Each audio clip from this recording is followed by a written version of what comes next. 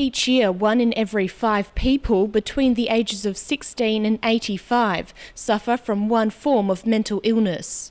It could be your mother, it could be your brother, your cousin, your wife, your son.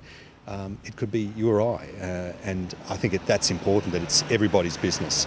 This number is expected to rise, and WA's leading mental health hospital, Greylands, is bursting at the seams.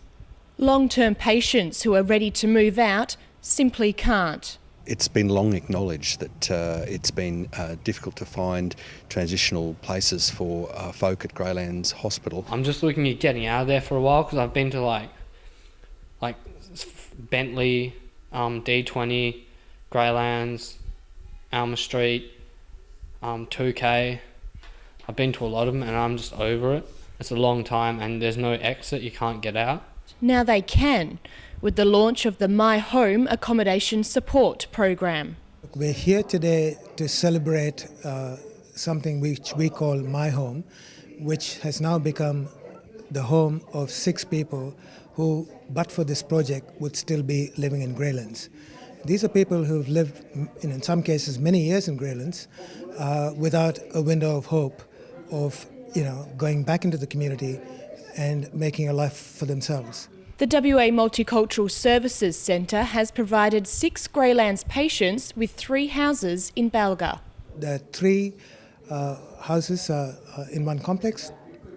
All of them are 3-bedroom, 2-bathroom villas, so you can see they've got, good access to facilities. Long-term Greylands resident Mirko was one of the 6 who moved into Balga in January. And all of a sudden, out of nowhere, I got picked to stay at one of those homes, and the home is quite brilliant.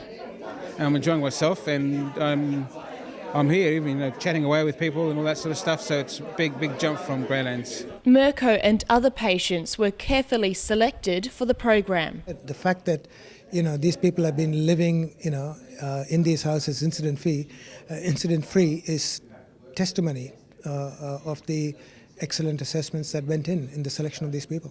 They're ready for the community, these folk, I want to say that quite clearly, but it's still difficult to find supported accommodation for these folk in the community. This year, the Mental Health Commission has focused on creating more community-based programs like this one. But it's really part of a growing trend, or gathering momentum in building up the community-based support services that we need, and focusing on what keeps people out of hospitals rather than focusing on building more hospitals. The Mental Health Commission has done a lot to actually provide independent housing for a range of people in Western Australia with mental illness, and this is really the next step to providing this housing for those folk at Greylands. Sitting high on the state budget agenda is the mental health sector, which will receive $790 million in funding, a 6% boost from last year.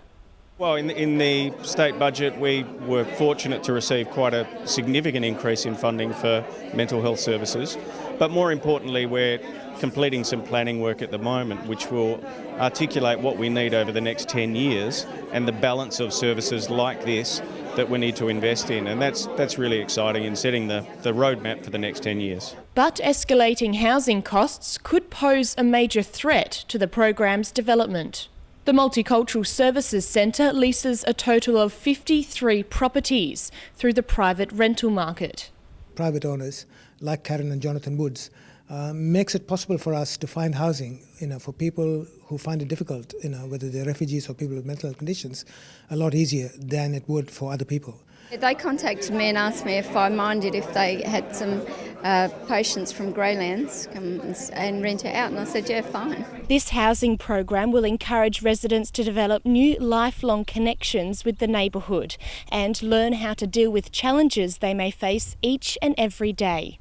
It's privacy, it's artistic, it's a man cave, it's my art, my creative mess, and yeah, I get to eat what I want. I don't have to talk to people who got attitude problems, and it's really good. And the goal is just to do the best I can and go as far as I can go. The stigma surrounding mental illness is a tough one. We've still got a long way to go in addressing stigma around people with mental illness, particularly severe mental illness. The launch comes just 4 days after Greylands patient Samuel Walsh went missing from the Romilly House care facility. The 38-year-old has been in mental health facilities ever since he killed his mother 8 years ago during a psychotic episode. We've seen the community rally against fairly unreasonable media and public representation of mental illness, and it all comes back to stigma. That stigma follows every individual.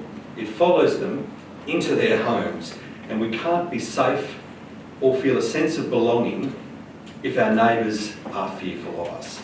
The program hopes to change those perceptions.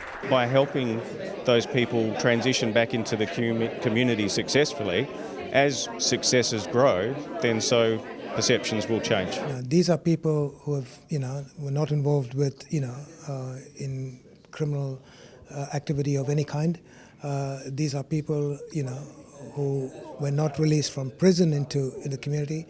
We are talking of people who were seeking treatment. The residents receive help only when they require it. No one should be dictating to them that today you've got to do A, B, and C.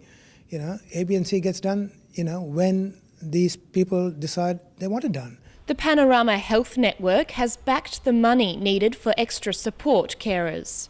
I personally have a Southern Cross worker who comes to me and takes me out, and we have great coffee and great croissant and all that sort of stuff. So just to get used to society, I think what's actually been happening is excellent. And again, if there's a lot of other people at Greylands that would really like to be in my shoes. These 6 people, like the rest of us, have dreams, have hopes, have aspirations.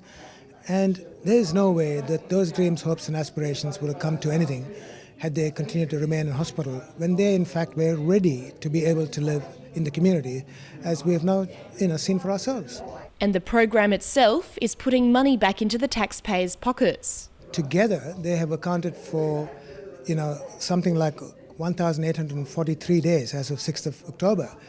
And when you multiply that by what it costs per day according to the government's own figures, what you will find is that this program has in fact saved the West Australian taxpayer well over $3.5 million. The Disabilities Services Centre remains confident the program will not strip away jobs from the hospital. Institutions like Greylands are required to provide intensive support for people when they are in need of such support. And there will always be that. So, people who are employed in Greylands to do that will continue to be employed in the same numbers because that's what's required.